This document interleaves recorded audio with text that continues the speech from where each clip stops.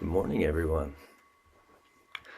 Hope y'all are enjoying a at least spring type weather wherever you are, and it is nice and springy here at Hokyoji.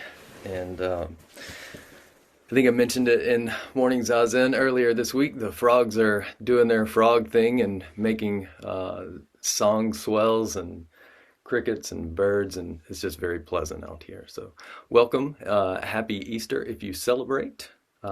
This morning we have Reverend Eido Phoebe Reinhart to share with us a talk. Reverend Eido was ordained by and received transmission from Reverend Shohaku Okumura. She participated in 2 full-term angos in Japan in 2012 and 2016 and is recognized by Soto Shu. And forgive me, present and future viewers, I will probably butcher this term. Kokusaitfukyoshi as a missionary, and she recently retired after working for 50 years as a physical therapist and lives in Minneapolis with 2 adult sons and 2 granddaughters. So please, Eido, take it away.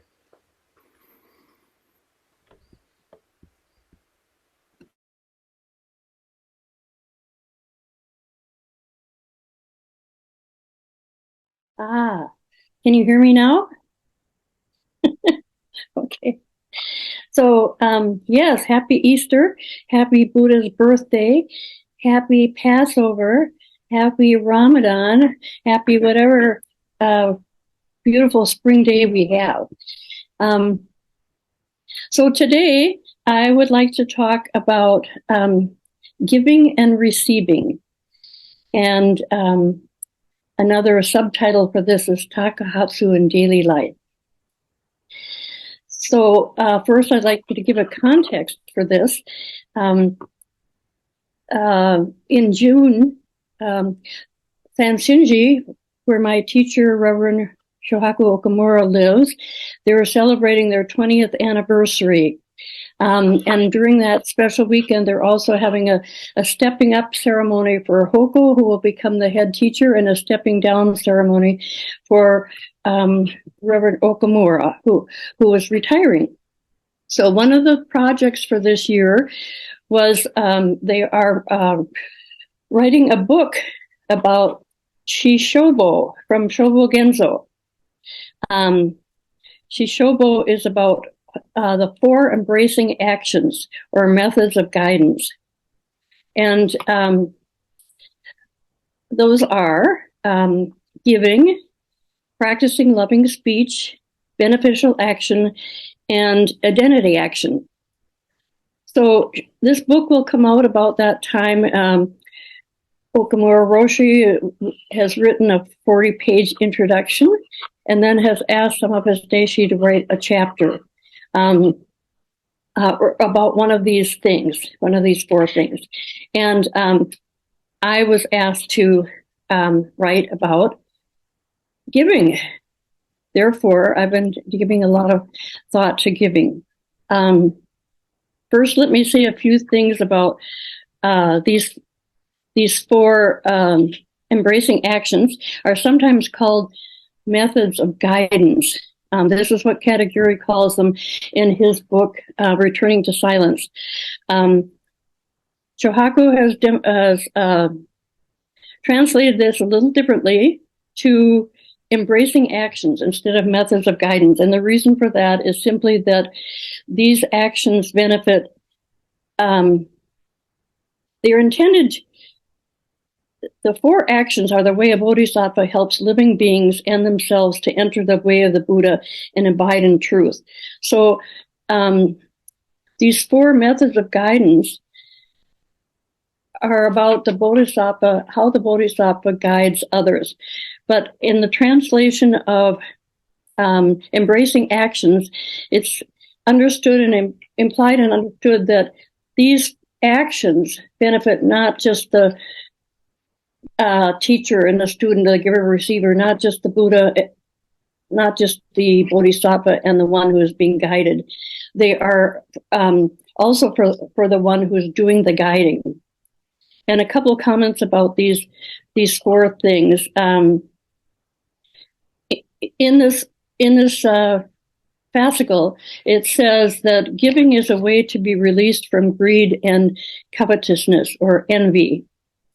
Practicing loving speech is a way not to be caught up in anger and hatred. Beneficial action is a treatment for both greed and anger.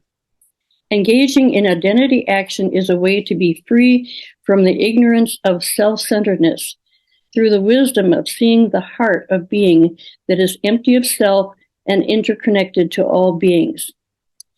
So Buddhist love lists, and as most other lists, this one also, you could say that each one encompasses the other three. So you can talk about one and you're talking about all of them. So the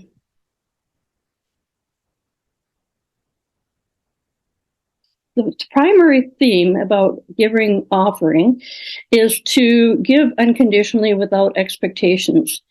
This means not expecting a reward, including praise, and also not being attached to the result of our giving. We may have good intentions, but our giving may have a negative outcome. Does that diminish our offering? Usually we won't even know the consequence of our giving, and by not knowing and not needing to know, we are letting go of our own desire, our own agenda, our needs to be right, good, praised, recognized. We just give. We just offer whatever is needed in the circumstances with no interest or concern about the outcome, and especially no concern about how the results might affect me. Sometimes we may think that we are not the best person to be giving in this situation, but it may be that whether or not you are the best person or not, you may be the only person who is available and therefore called to respond. So I want to pause here and just tell a little story from my own life. Recently, I was at a concert, a gig. My son is in a band, so I was at a gig in a bar in Midway. And when I arrived, there was a young man in a van stuck in the alley, and the ice was about up to his hubcaps, and that's the kind of groove he was stuck in. It was like stuck in a pothole, and various people were coming to help him try to push him out without success. And I went into the gig, and I came out a couple hours later, and there he was still in this spot. And this was maybe 10:30 at night, and I heard from the people inside that he had actually been there since about 5:30. So he had been stuck in this situation for many hours, and really there was no hope that he was going to get out of this by himself or even with people pushing. That was pretty evident. So first I thought, well, I'm going to go into the bar, and I'm going to see if I can get a bunch of people to push it. And I wasn't successful. So I came out, and I had the choice to make to do, what can I do? I'm here now. I'm the only one here now. Is there anything I can do? Well, what I could do is I could call a tow truck. And I suggested this to him, and he said, well, I don't have any money. I said, okay, I'll call a tow truck. So this meant, for me, it only meant some inconvenience. But for him, it was a big thing because I called the tow truck, and then we had to wait a couple hours for the tow truck. And in the meantime, he kept turning his gas on and off to try to stay warm in his van, and he was running out of gas. And so the scenario is that it's one of the coldest nights. It's like minus 10 degrees. It's getting close to midnight.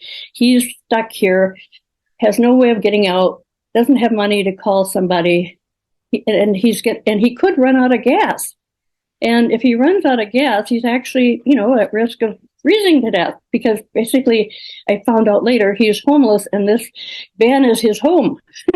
And so anyway, So I called the tow truck and I let him get in my car and sit while we waited for the tow truck, and then we got to know each other a little bit. His name was Omar. He was born in Mexico. He's 28 years old, and homeless and jobless. And so I stayed there until the truck pulled him out, and I gave him $20 to go get gas. And he was very grateful, of course. And it's interesting because my feeling was what I did not take much from me. It was just inconvenient, to spend a couple hours helping him. And it felt like for someone in this circumstance who had nothing really, it felt to me like not a big thing, like just a dent, like, okay, he's not going to freeze to death tonight, but what about tomorrow and the rest of his life? I mean, how much difference did this little task make? Well, I don't know. Someone said, well, then what happened to him? Well, I don't know what happened to him. I was tempted to bring him home, but I knew that was not wise. I did that once before with very bad consequences. Anyway, so we have to be sensible. But the point is, this was just an example of I happened to be the person there who could do something. And I did, and it made a big difference. And sometimes we find ourselves in those circumstances where you're the only one who can respond because you're the only one there, or you're the only one who has the means to help this person. In this fascicle, it says offering is a way to be released from greed. In addition, I would add that receiving with gratitude is also an offering when done without selfishness. Therefore, receiving is also a way to be released from greed, and not being greedy is an offering of the Dharma. So when something is offered, there's the possibility that it will be received. However, so these are some of my ponderings about this giving and receiving. Does our offering depend on being received? Can our offering be unconditional and free of expectations? Can our receiving also be unconditional? And can it be pure? Whenever we are not greedy or covetous, we are offering. But can our giving and receiving be free of greed and covetousness? If it cannot be pure, is its value negated? Although we may intend our actions to be pure, is it actually possible? Should we not even bother if our intentions cannot be pure? So I value self-examination and discernment, but there is a temptation, even with our best intentions, for our actions to be tainted by some ego-centered desire. It can be simple as wanting to be a good person with pure intentions. And when we see we have failed at this, how does that affect our generosity? Do we decide not to give because our intentions are not pure enough? I propose that we graciously accept our own limitations, not expect our intentions to be pure, and to act generously anyway, without giving ourselves much thought or weight. As all that personal discernment is often ego-based. And to the extent that this is so, it may not be helpful and may be better to just let it go and act. This discernment on my motives can keep the focus on me and my intentions instead of outwardly on the other who is in need. The need may be material, emotional, spiritual. It may be a need for Dharma. Can we offer the Dharma without holding back and being limited by our own awareness of how imperfect we are? Who am I to be offering the Dharma if I cannot do it with pure, unselfish intention? What is the alternative? To withhold what the other needs. Because what we have to offer is not pure enough. It may be and probably is tainted by our hypocrisy, and that can immobilize us. Have you ever kept yourself from acting because your awareness of the impurity of your motives? I have.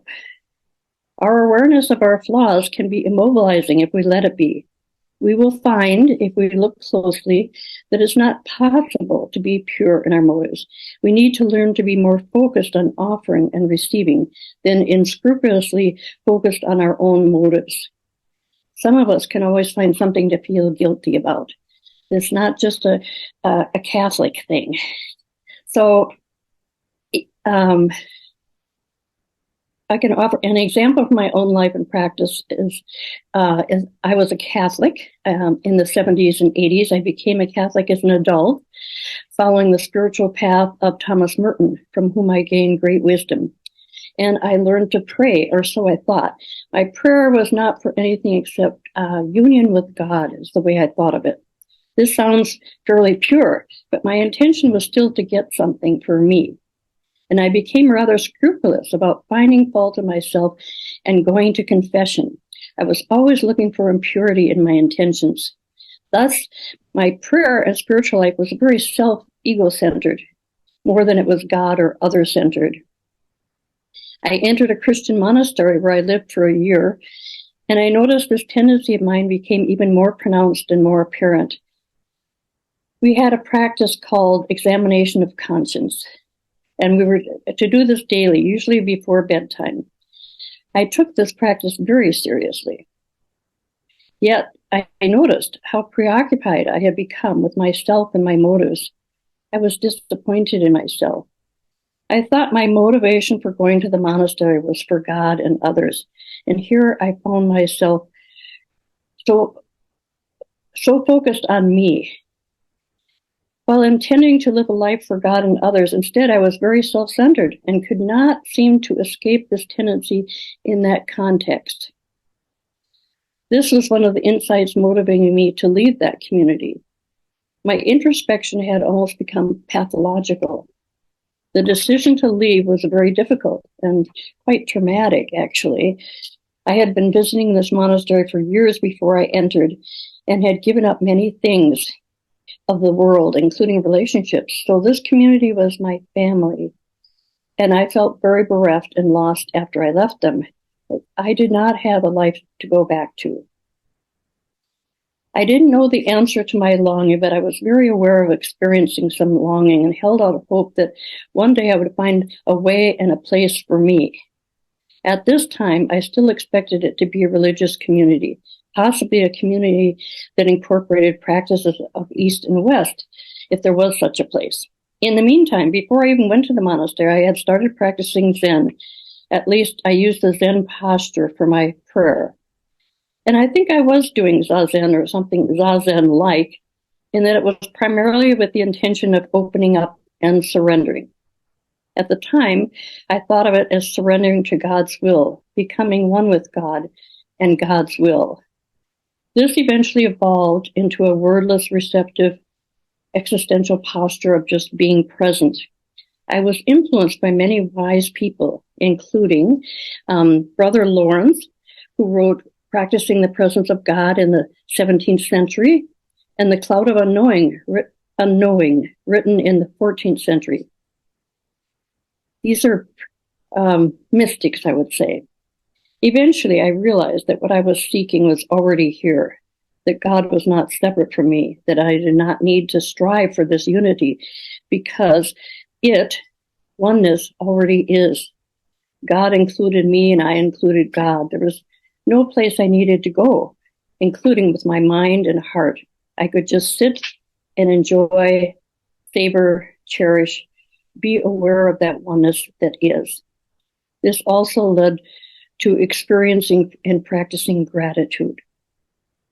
It also led for no need for using the word God, because using the word God was objectifying something that was not an object. How can if I talk about God, it sounds like it's something other than me.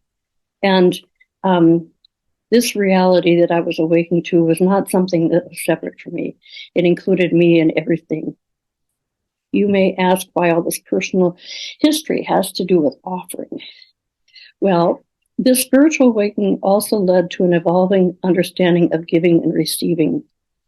We also have many Buddhist teachings about this, including in our meal chants, where we say giver, receiver, and gift are empty or one. Can this be so? And can we actually experience and actualize this, not just believe it? Can we know it? In the same way, every encounter is one of giving and receiving, and there is no difference between giver, receiver, and gift. No doubt we do get a good feeling when we give something, but that is a byproduct. If that is why we give, then it's not genuine and generous. It is a means to get a good feeling for me. Even though we may experience that good feeling, is it possible to give without that expectation? Can that feeling just be a byproduct? And can we manage to give it, not to give it much weight? Both Okumura and Katagiri said that the kind of giving we're talking about is giving something unnecessary to a stranger. That's how little attachment we have to it and the results. So I'm suggesting that we not value that too much. Maybe we do not need to value them at all. Maybe we can give and receive without any expectation, without greed, and without envy. Receiving is also an offering if we can do it without expectation and without selfishness. In this case, I mean, for example, the expectation that I must reciprocate, that the giving and receiving need to be equal. If you give me something, is my first response, oh, you shouldn't have. That's very American. Or I think I must reciprocate as soon as possible to even the score. I cannot just graciously be grateful. I cannot accept your gift without feeling like I owe you something. This kind of thinking is not being willing to accept the gift without conditions. This is even more difficult for us than it is to give without expectation. I think these two things, giving and receiving, which are really not different, are virtuous practices to be done just for their sake and not for any secondary benefit.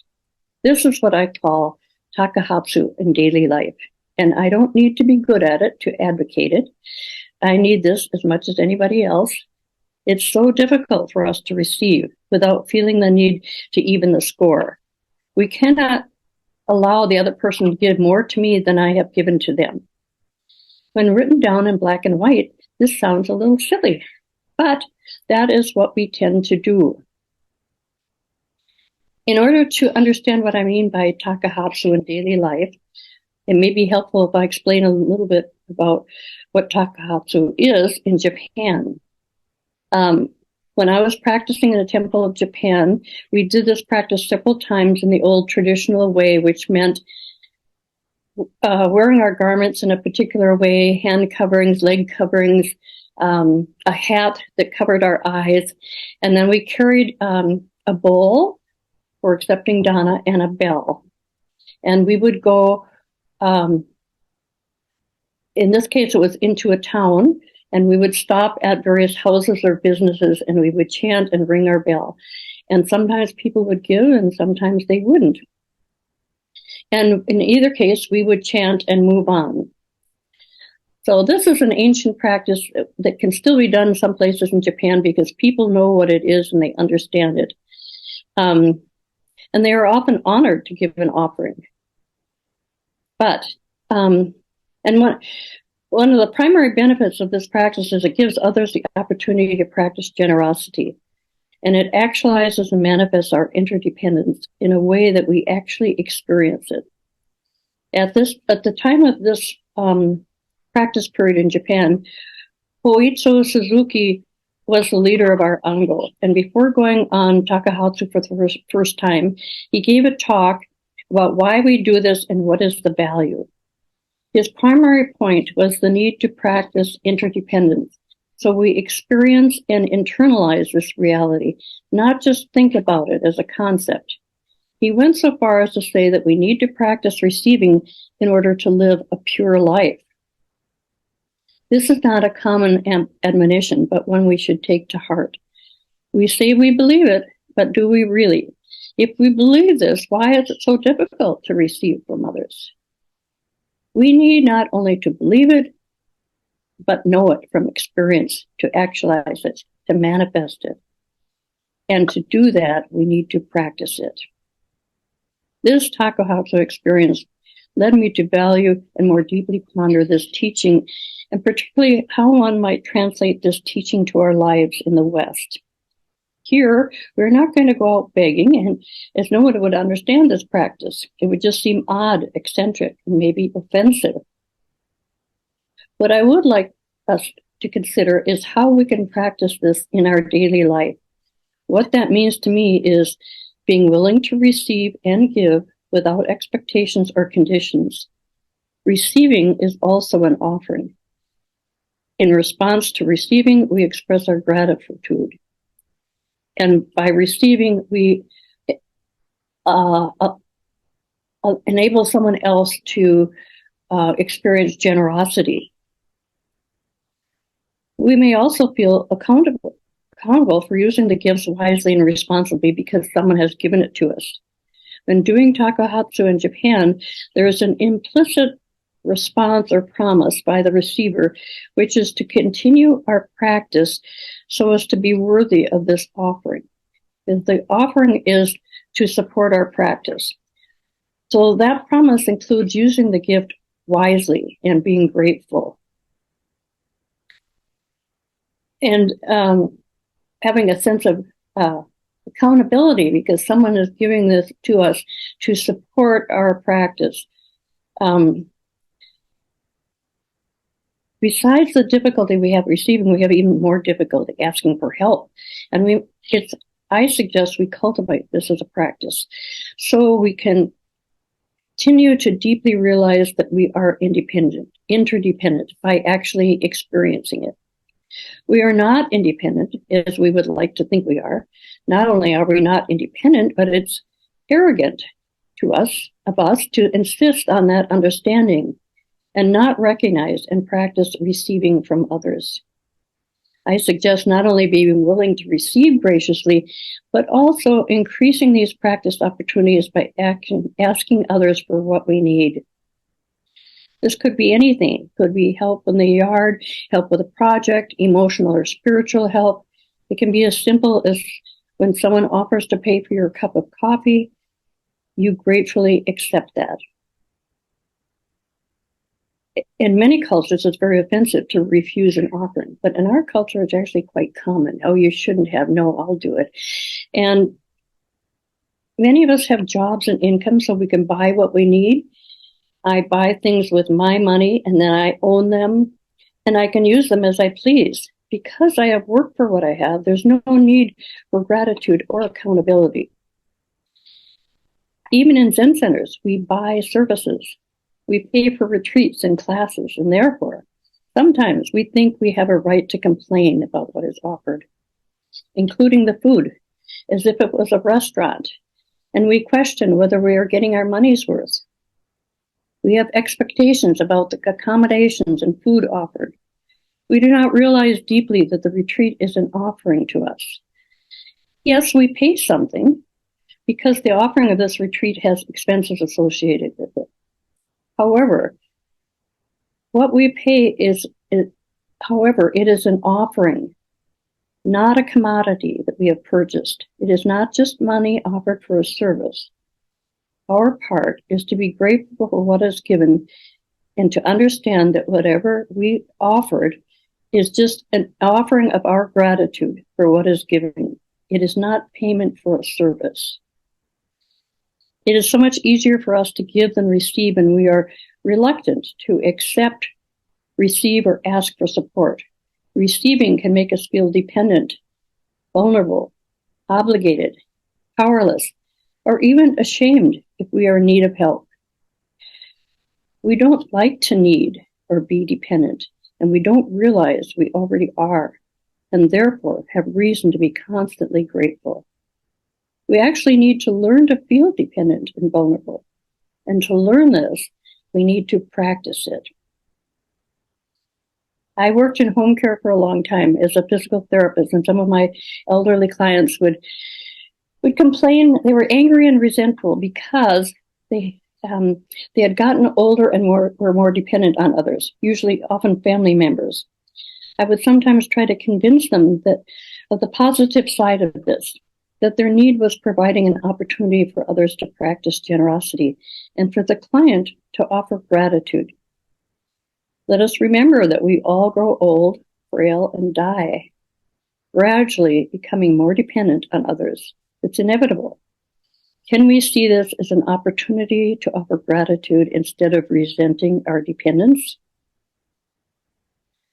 I have a personal little story about this. I have a friend who proposed that we stop routinely exchanging gifts for holidays and birthdays, and I agreed. I thought this was a good idea. We're downsizing, not collecting. And however, every once in a while, I find something I want to give her, and it became a little difficult and awkward because, from her point of view, it was one-sided. She wasn't giving anything to me, and we had agreed not to do this. Therefore, she had difficulty receiving anything from me because it felt unbalanced to her, and she felt guilty instead of grateful. This, of course, was not the outcome I wanted, but I also did not want to be constrained by our mutually agreed upon rule of not exchanging gifts. I did agree not to exchange gifts. I did not agree to never give her anything. And so basically we practiced this kind of together. She became accustomed to this, and to her credit, she did learn to receive without needing to reciprocate. However, there is a little joke between us, and it's kind of like this. I tend to camouflage the gift so she does not need to acknowledge it as a gift.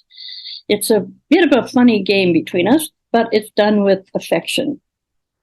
This required that I not feel constrained and obligated to follow this rule about not exchanging gifts, and it required her to learn to accept a gift without guilt or a need to reciprocate. So let us practice gratitude, not guilt. My experience in the Catholic monastery taught me a lot also about giving and receiving. The community lived on alms and was therefore dependent upon benefactors for their existence. They didn't sell anything, they didn't grow anything. They were definitely not self-sufficient, and this was purposeful. They were dependent on their benefactors for their existence. What this meant in daily life is that we would receive donations of money and food and felt a responsibility to use it and not waste it. This could mean dropping everything right now to process bushels of beans and preserve them.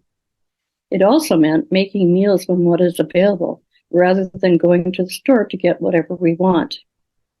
It also meant feeling some responsibility for living a life worthy of this support. Concretely, in that context, this included praying for others, answering letters, not wasting, being grateful. The nuns, and praying, of course. Did I say that? Praying, yes. The nuns did not work for a living, and the community did not save money. Even medical needs were managed with charity. They didn't have any insurance. So there was no private ownership. It was quite freeing in a way that it's hard to explain. But I think you can see picture. And so it's hard to duplicate this situation in our lives, the way we live. But I think we can incorporate these principles into our daily lives. And some of the ways to do that are by accepting graciously what is offered to us, remembering and practicing that there is no difference between giver, receiver, and gift, feeling some accountability for how we use resources, including those we have purchased with our own money, being grateful that one has the resources to buy what one needs, being grateful for all that is given and reflect on the effort that has provided these resources and consider how it has come to us, even if it is something we purchase. Being grateful to the store clerk who is helping you. It is not just a job, even if the person is being paid. This person is serving you. This is an offering to be grateful for. Our gratitude is also an offering.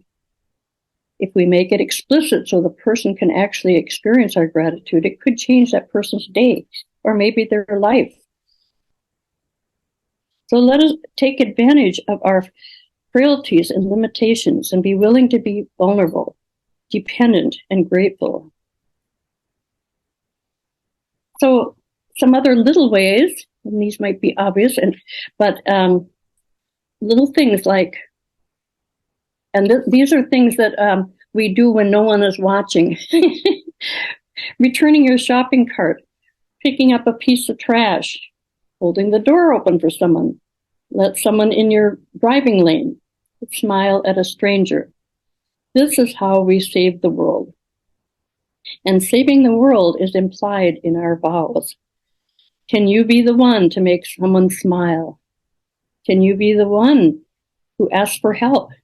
Can you be the one to respond when you're the only one available to respond?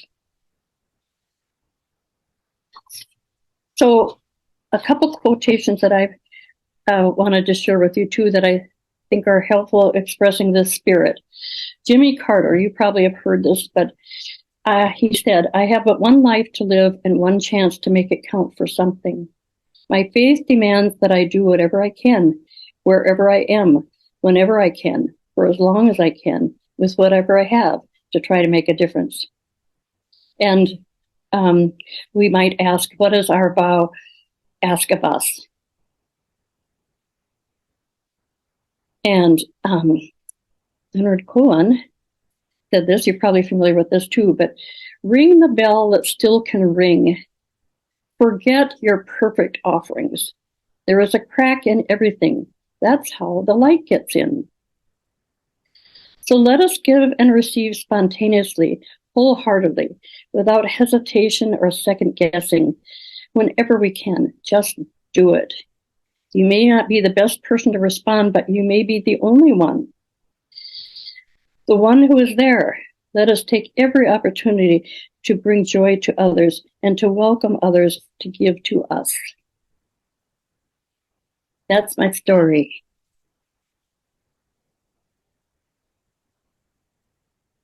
Any comments?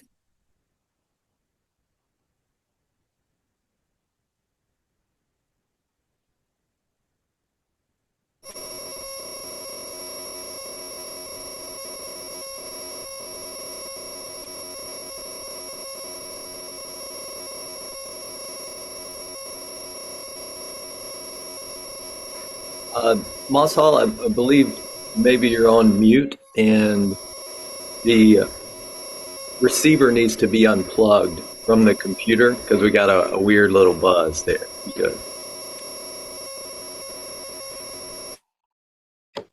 There we go. Can you hear me now? Perfect. You can? Hi. Oh, good.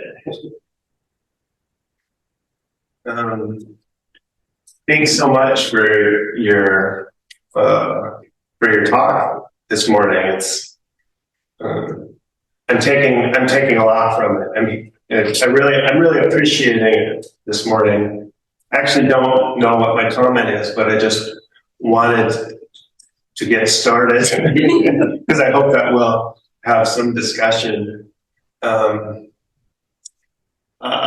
really appreciate the advice to just act and just do it anyway. That feels like really good advice, to not get too caught up in trying to be perfect or too caught up in like self-examination, you know.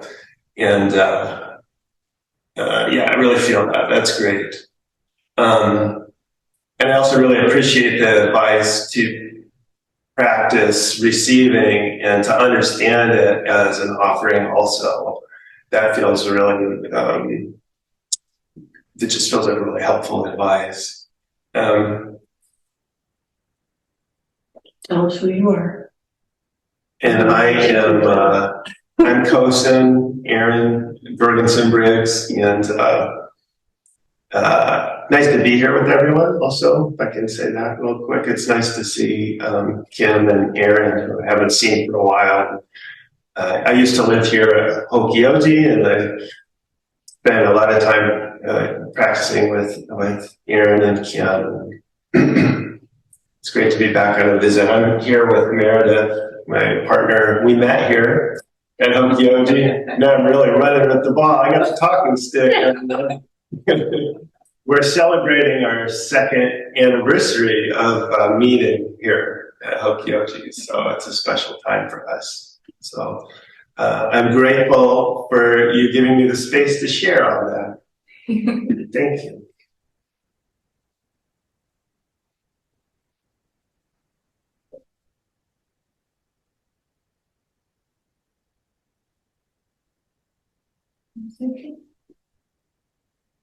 Can you hear me? Good. This is Kyoku. Thank you so much, Eido. It was wonderful. A, to hear you speak again, and B, to bring us such a wonderful topic, and do it with so much depth and complexity. I have, in my own experience, I remember reading a Zen book, and it had a story at the end about somebody in the book. It's somebody, you probably all read it, but I can't remember the name of the book or the name of the author, who was a Zen teacher in the United States. But it ends with one of the characters taking up the practice of going throughout the day saying, "Thanks for everything. I have no complaints whatsoever." And as you were talking, I reflected on something that I'm much more aware of and deeply appreciate, which is when I get myself or just encounter a situation where I get annoyed. Now, of course, this hardly ever happens.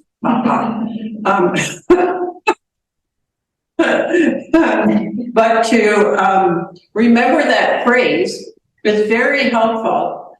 And as a result of succeeding only a little bit some of the time with that practice, I have learned a great deal about the power of something I don't like arising. And essentially, when I can think of that phrase or just have an attitude that's sort of like this too.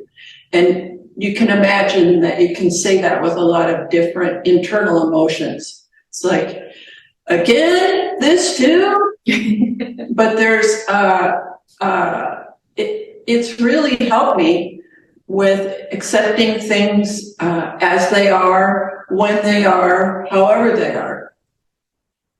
I've got a couple of lifetimes to go yet on that, but I love some of your examples. Of course, I can't remember any of them right now, but it's a very rich area, and I appreciated you sharing some of the stories about this being reluctant to receive, or feeling guilty about giving, or just kind of getting really tied up in one's mind with ideas, as opposed to just offering, or really almost as hard, maybe harder, just receiving exactly what's offered, whether it was meant to be offered or not.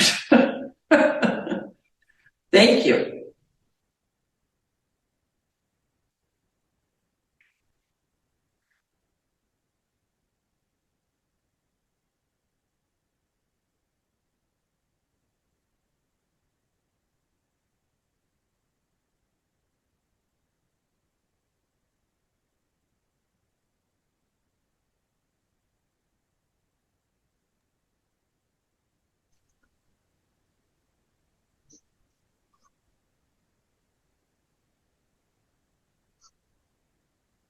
I can't hear you, Kim.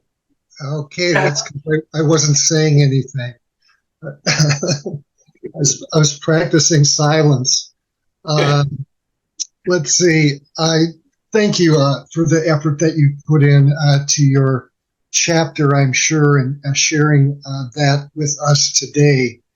A couple things struck me, and one was having to do with giving and not being concerned about how that was going to impact something, but giving just straight from the heart. And the notion that that everybody's heard, but I find very helpful, is just to plant good seeds and not being concerned. It's you know that that's a good thing to do, but you can't be concerned about whether this seed or that seed's going to sprout. And it's such a nice, simple application of the concept, and I find that to be very useful. I wondered if you might just elaborate on something that you touched on, in which we say every in the meal chant regarding the emptiness of the three wheels, giver, receiver, and gift. I think you've touched a bit about on the giver and the receiver, but I wouldn't mind hearing more on that, but also the emptiness of the gift itself.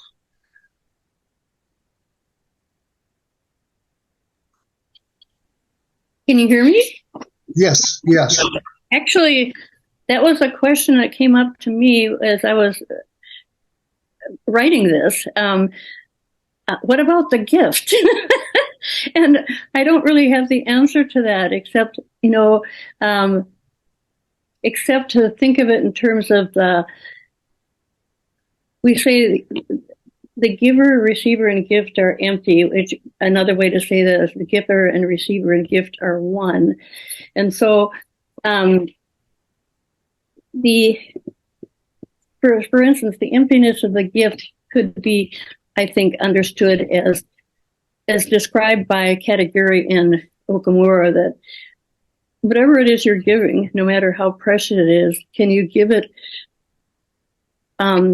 This seems rather odd to me at first when they said, give it as if it's something that's unnecessary and you're giving to a stranger. And that, to me, that sounded at first like, well, that sounds like it's easy to give it because you don't care about it. And, but kind of what they're saying is, well, yes, don't care about it, whatever it is, just let it be what it is and give it. You don't need to value it, even like, is it big, is it little, is it valuable, is it generous, is it not, it's just what it is. It's a gift.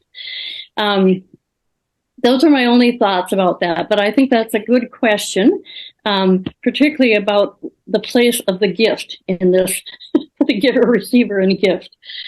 Any other thoughts about that? Okay, first of all, I like that, but then there was one notion that I was entertaining, and I entertain a lot of notions. I've got a big party room just for notions, and I was thinking about it as, what is the gift? Is it something I own? Oh. And I'm giving something to you that you can own? And so there's something there. Well, what is it that is mine? How is it that I lay claim to some object? And so the gift has, the concept anyway of giving and gift has to do with exchange of ownership. And I find that as, well, maybe that's a little peculiar. So that was the notion I was looking at. And I appreciate what you said very much. I have a response to that. I think that is how we think of a gift, is I own something and I give it to you and now you own it. But we wouldn't really need to look at it that way. The first thing you said was something like, who owns this? Well, no one owns it. I mean, whatever it is, whether it's something tangible or not, it's not my possession. And I'm not giving ownership to somebody else. It is ownerless. Yes, and that's kind of the view that I was seeing, but tomorrow I'll see something different. Yeah. Thank you.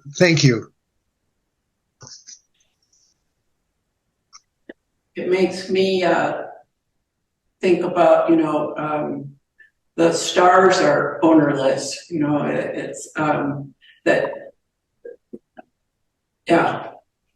It's a great question. It does unfortunately also invoke a very old memory of mine that's been coming up a lot lately. It's an interesting memory. I was in high school and there was some sort of holiday gift exchange that had been set up. So it wasn't a secret Santa. And it may have just been, you giving a gift to a friend, but the situation as I remember it was, oh dear, now I have to figure it out. What am I going to get? And this person was somebody that I hung out with. She was like a girlfriend, kind of. I put it off, and I put it off until the last minute, and I was really super desperate. It was like, okay, I'm going to school. I've got to have a gift to give to this person, and I don't have any gift. And it ended up wrapping up a stale gingerbread cookie in the shape of a gingerbread person that had a bite out of it. So it continues to haunt me. It's like, what was I doing? I wonder if she remembers it as vividly as I do. So that's been sort of the gift of observing stinginess. So it's so much more complex a topic than one would think. Shohaku, what did that gingerbread man person with the bite out of it mean to you? Were you sending a message? I was totally unconcerned, really. Look at that situation. The thing I was most concerned about was me, how I would look, and yet at the same time, it was like I don't think I had to be there when she opened it up, but I am haunted imagining what that those thoughts might have felt like, and how they might have touched my heart if I'd had to be present for the opening of that box, which was probably like wrapped up in newspaper or something. It's just very interesting that I hadn't thought about it for years, and probably in the last year or so, it just pops up fairly regularly. Karmic results.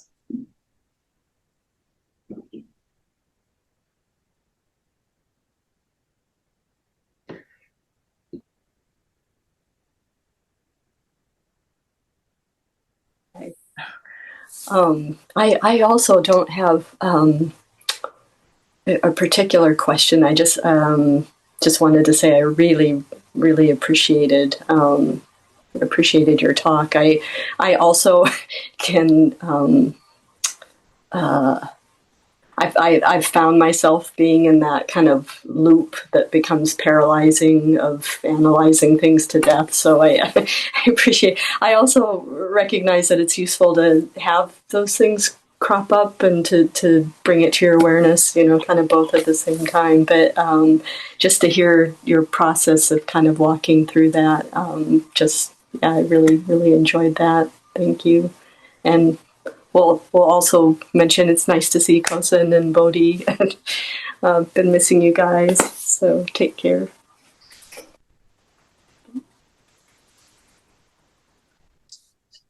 Do we have time for me to ask a question? Okay, I'm saying yes. So, Yeah. Briefly, one of the things for me that can be difficult about giving is when there's somebody that I'm really close to, like a family member who I feel, you know, a lot of this coming from me, like I feel like they need help and I'm worried about them. And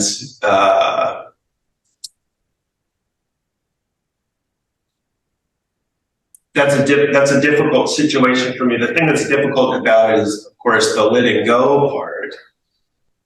You know, like I'll be a little more specific. Just that right now, at this very moment, I'm thinking about my younger brother.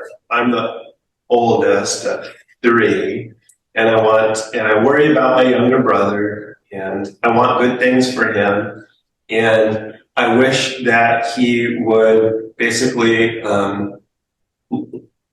wish my fantasy is that I would just tell him how things are, and he would hear me and understand and do the things that I feel that I can see that he needs to do. Now, I really don't engage with him in this way because I've learned enough to recognize not to do that. I think my struggle is just around, like, how do you cope with that? I should ask my partner this. She's a mom, you know, like how do you cope with caring about somebody and sort of not being able to, I don't know, not being able to control them, you know, to put it in the most extreme way, you know, how do you let go? How do you do the letting go part? That's what my question is around.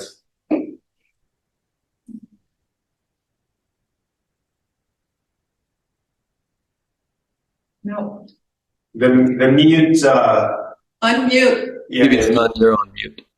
Okay. What was the last sentence you said? The question?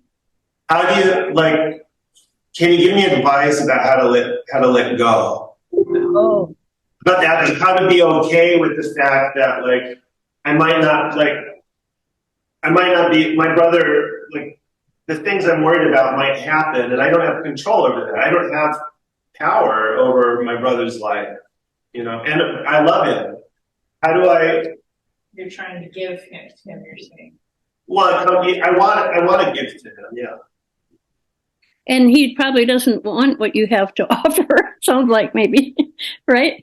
I mean, we can't. Yeah, I don't push too hard, but yeah, it's kind of like that.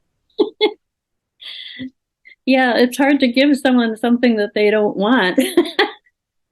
I don't know. I think that I do think that family relationships are a great ground for practice because we have then in our lives people we might not otherwise have chosen, and they give us many challenges into how to handle these things. And I don't really have the answer, except that I think that just as with children, that we need to make sure that that person knows that we love them and want the best for them.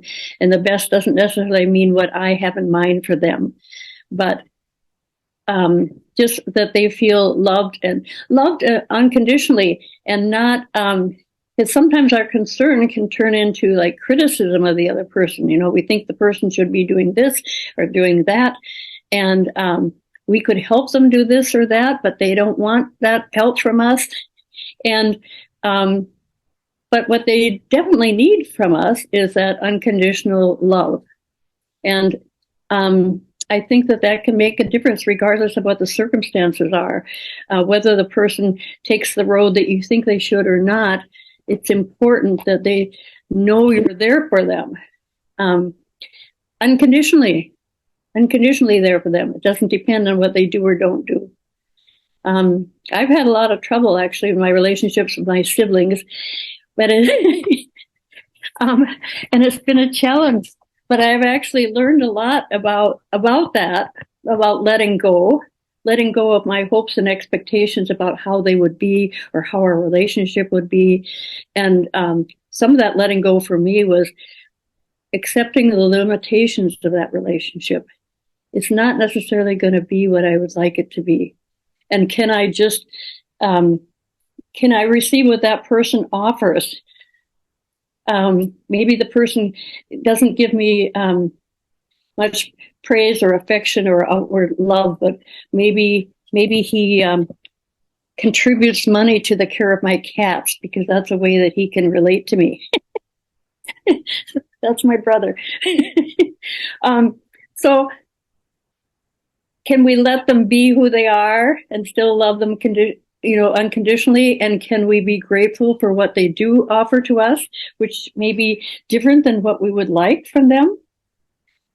That's my 2 cents. Except the family is really a great practice ground. I've had recently some involvement with other people's business in this dynamic.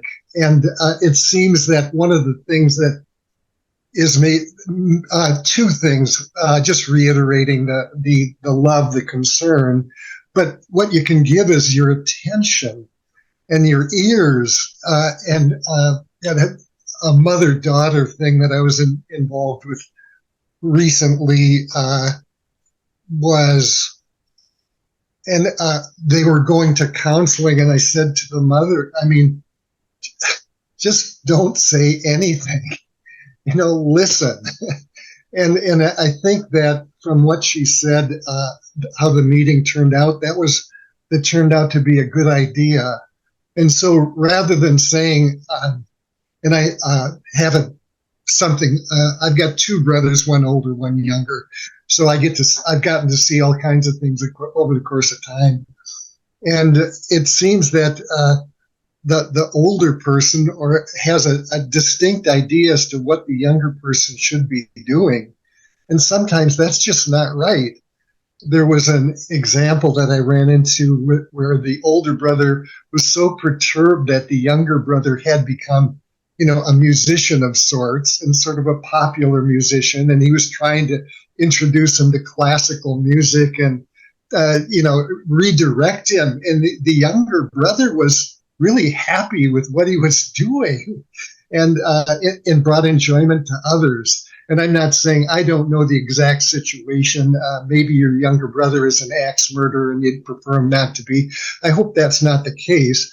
But maybe there are some good things that he's doing in his life that are beneficial to him. And secondly, maybe it sometimes helps just to listen, and not be trying to redirect and say that, well, you haven't made a total train wreck of your life.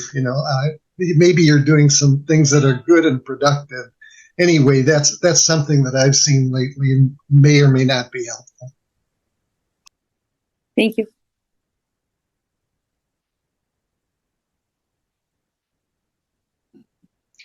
Oh, it's been a wonderful conversation. Thank you, everyone. We're drawing up on time. Eido-san, that was great. Thank you very much. Just the term of pathological introspection really hits home for me. So thank you.